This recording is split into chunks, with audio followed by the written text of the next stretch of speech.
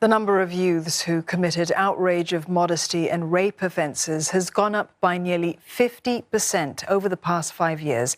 This is one area of concern, even though the overall number of youth offenders fell by over 43% between 2010 and 2020. The findings were shared by the National Committee on Prevention, Rehabilitation and Recidivism.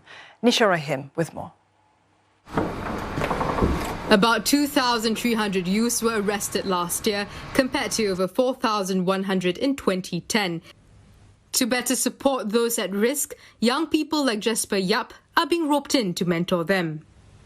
The 27-year-old was himself considered at risk when he was 15 years old. He was bullied in school and thought the harassment would stop if he became friends with his bullies.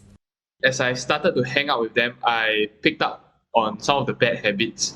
They would smoke, they would sniff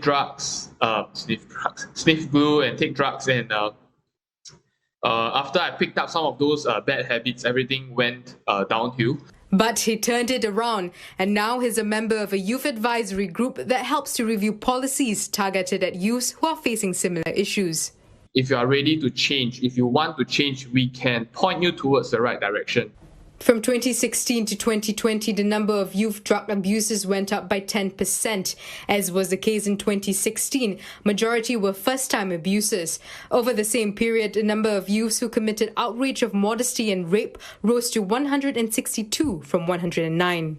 As our children and youth start to access the internet at a younger age these days, the risks associated with exposure to pornography and even addiction become more worrying. While we cannot fully prevent our young ones from being exposed to pornographic material, we need to have open conversations with them on these topics to educate and prepare them to interact appropriately. To better understand the issues faced by the families of offenders, a pilot is in place to strengthen coordination and information exchange between the Singapore Prison Service and Family Service Centres.